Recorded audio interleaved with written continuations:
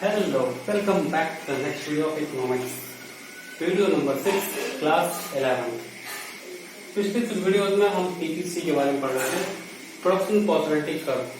मैंने आपको बताया कि प्रोडक्शन पॉसिबिलिटी कर्व के लिए 3 एजम्पशंस आपने माने थे कि टेक्नोलॉजी कांस्टेंट होनी चाहिए, रिसोर्सेज गिवन होना चाहिए और रिसोर्सेज का फुल्ली एफिशिएंटली यूटिलाइज करके हम जितने पॉसिबल कॉम्बिनेशंस प्रोड्यूस कर सकते हैं उनका डायग्रामेटिक रिप्रेजेंटेशन पीपीसी कहलाता है। अब हमें देखना है शिफ्टिंग ऑफ पीपीसी, यानी कि पीपीसी का जो स्लोप है वो शिफ्ट कब कर जाता है। ठीक, अब मान लीजिए कि आपके पास एक लैंड है, ठीक है, एक लैंड है ये, और इस पर हम टेक्नोलॉजी को सेम रखते हुए अगर हम कॉम्बिनेशन की बात करें तो मान लीजिए कि हम 100 किलोग्राम गुड वाई और 0 kilogram of good X produce कर सकते हैं, या फिर 40 kilogram of good X and 0 kilogram of good Y produce कर सकते हैं। ठीक, तो यानी कि अगर देखो ध्यान से, तो अगर हम इसको मान लें 100 और इसको मान लें 40, तो हम ये कॉम्बिनेशन प्रोड्यूस कर रहे हैं पहले। लेकिन मान लीजिए कि हमारे पास लैंड बढ़ जाए, ठीक है, जिस लैंड पे हम काम करें वो अगर वो लैंड ही बढ़ गया, ये लैंड हमारा थोड़ा सा और बढ़ गया, तो क्या हमारा प्रोडक्शन उतना ही रह जाएगा? नहीं, प्रोडक्शन बढ़ जाएगा। किसका प्रोडक्शन बढ़ेगा? गुड एक्स का या गुड वाई का? तो मेरा आंसर है कि दोनों का प्रोडक्शन बढ़ेगा। क्यों? क्योंकि जब रिसोर्स बढ़ेगा तो चाहे आप गुड वाई प्रोड्यूस ज्यादा कर सकते हैं या गुड एक्स, दोनों का प्रोडक्शन हमारा बढ़ जाएगा। ठीक है, समझिएगा फिर से कि मान लीजिए कि एक लैंड है आपके पास इतना बड़ा, ठीक है, और इसमें आप मैक्सिमम 40 एक्स और 0 वाई प्रोड्यूस करते थे, और या फिर 100 वाई और 0 एक्स प्रोड्यूस करते थे।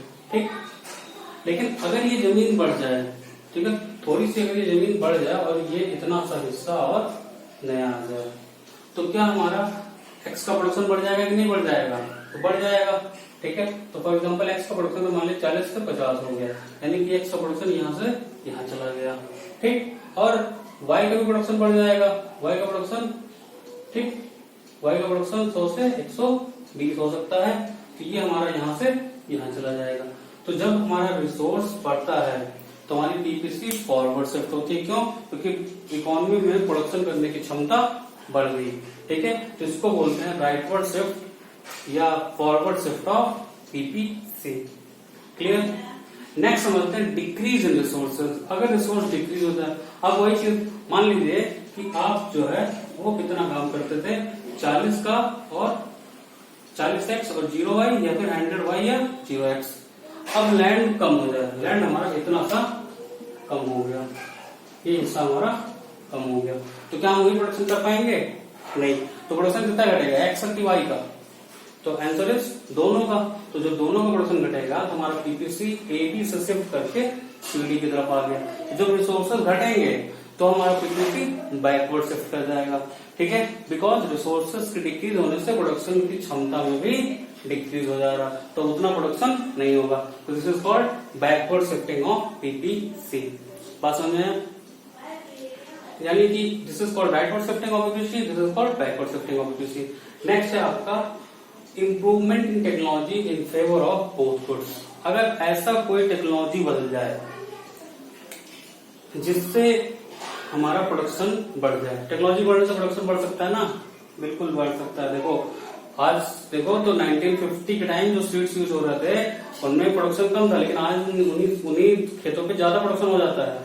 ठीक है, यानी कि जब टेक्नोलॉजी इंप्रूव होती है तो हमारा आउटपुट बढ़ जाता है, नो डाउट, इसमें कोई दिक्कत नहीं है।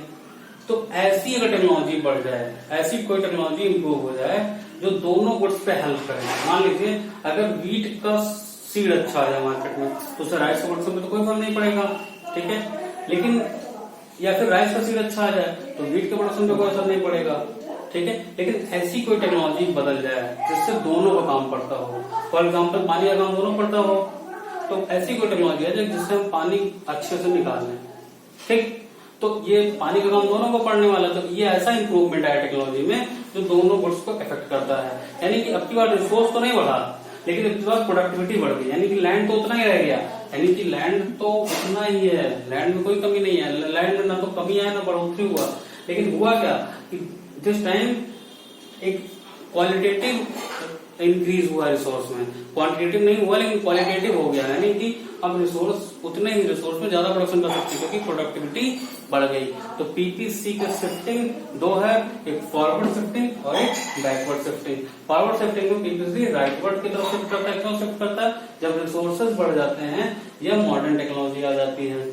ठीक, बैकवर्ड शिफ्टिंग कब होती है? जब हमारा रिसोर्स डिक्रीज कर जाता है। अब ये क्वेश्चन आप सोचेगा कि टेक्नोलॉजी अगर बैक चली जाए तो भाई टेक्नोलॉजी बैक नहीं जाती है। आप 5G से फिर 4G से 3G में नहीं जाएंगे, ठीक है, 4G से 5G जाएंगे, कलर टीवी से ब्लैक एंड व्हाइट टीवी में नहीं जाएंगे। तो टेक्नोलॉजी कभी पीछे नहीं जाती, टेक्नोलॉजी हमेशा अपग्रेड होती है। इस नाते इसका सिंगल डायग्राम बनेगा। ठीक है, उम्मीद करता हूँ कि आपको ये वीडियो समझ में आई होगी। ना आए तो आप कमेंट बॉक्स में लिख के हमें बताइएगा और वीडियो को लाइक करिए, चैनल को सब्सक्राइब करिए, बेल आइकन दबा दीजिए।